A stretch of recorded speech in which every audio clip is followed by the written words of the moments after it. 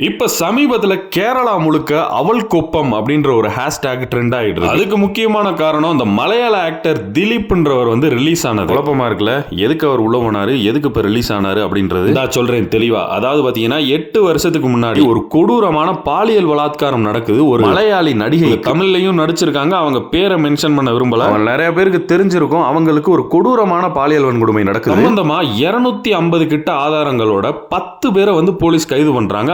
அதுல ஒருத்தர் தான் இந்த திலீப் அப்படின்ற ஆக்டர். நல்ல நேமான ஆக்டர் தாங்க. சோ இந்த கேஸ் ஆரம்பிச்ச காலகட்டத்தில் பாத்தீங்கன்னா இவர் தான் முக்கிய காரணம் அப்படின்னு சொல்லி பல பேர் சாட்சி சொல்றாங்க. அதே மாதிரி இந்த பாலியல் வன்கொடுமைக்கு உள்ளான அந்த மலையாளி நடிகையோட முன்னாள் டிரைவர் பல்சர் சுனில்குமாரோட இவருக்கு இருந்த லிங்க் கனெக்ஷனும் பாத்தீங்கன்னா தெளிவா தெரியும். இவர் எதுக்காக இது பண்ணதா முன்னாடி சொல்லப்பட்டுச்சு அப்படின்னு பார்த்தோம்னா, இந்த திலீப் குமார் யாருன்னு பார்த்தோம்னா மஞ்சு வாரியர், இந்த அசுரன், துணிவு, இந்த வேட்டையன், இந்த மாதிரி படத்தெல்லாம் நடிச்சாங்கல்ல, இந்த நடிகையோட முன்னாள் கணவர். 2 பேரும் 1998 கல்யாணம் பண்றாங்க. 2015 டிவோர்ஸ் ஆகுது. அதுக்கு காரணம் என்னவா சொல்லப்பட்டுச்சுன்னா, காவியா மாதவன் அப்படின்ற இன்னொரு நடிகை, அதாவது அந்த காவியா மாதவன்ற நடிகையோட இவருக்கு கள்ள தொடர்பு இருப்பது மஞ்சு வாரியரோட ஃப்ரெண்ட் இப்ப பாதிக்கப்பட்டிருக்கதா சொல்றோம்ல, அதாவது கூட்டு பாலியல் வன்கொடுமைக்கு உள்ளாக்கப்பட்ட அந்த நடிகை சொல்லி இருந்திருக்காங்க. இவங்கள்ட்ட அந்த ஃப்ரெண்ட் இருக்காங்கல்ல, அவங்க சும்மாலாம் சொல்லல, ஆதாரத்தோட ஒரு புகைப்படத்தையும் அனுப்பி தான் சொல்லி இருந்திருக்காங்க. அதுக்கப்புறம் பிரச்சனையாவது, அவங்களுக்குள்ள டிவோர்ஸும் ஆகுது 2015. அதுக்கப்புறம் 2016லயே யாரோட கள்ள தொடர்புன்னு சொன்னாங்களோ அவங்களையே கல்யாணமும் பண்றாரு. யாரு? திலீப் அந்த காவியா மாதவனை கல்யாணம் பண்றாரு. அதுக்கப்புறம் 2017 இப்படி ஒரு கொடூரமான சம்பவம் நடக்குது. இந்த மஞ்சு வாரியரோட ஃப்ரெண்ட் யார்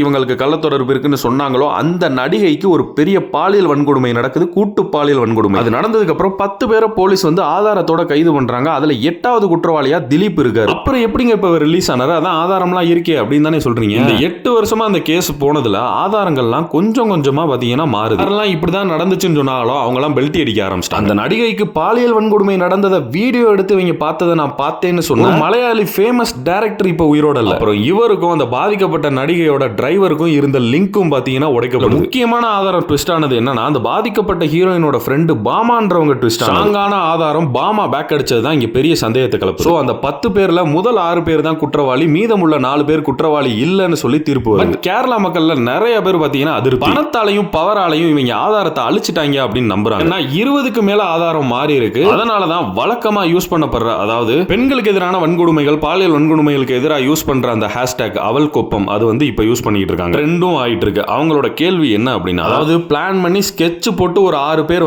கடத்தி கூட்டு பாலியல் வன்கொடுமை பண்ணிருக்காங்கன்னு சொல்லி இந்த 6 பேர் தான் குற்றவாளின்னு சொல்றீங்க. அப்ப இந்த 6 பேரை பண்ண வச்ச தலைவன் திலீப் இல்லைன்னா வேற யாரு?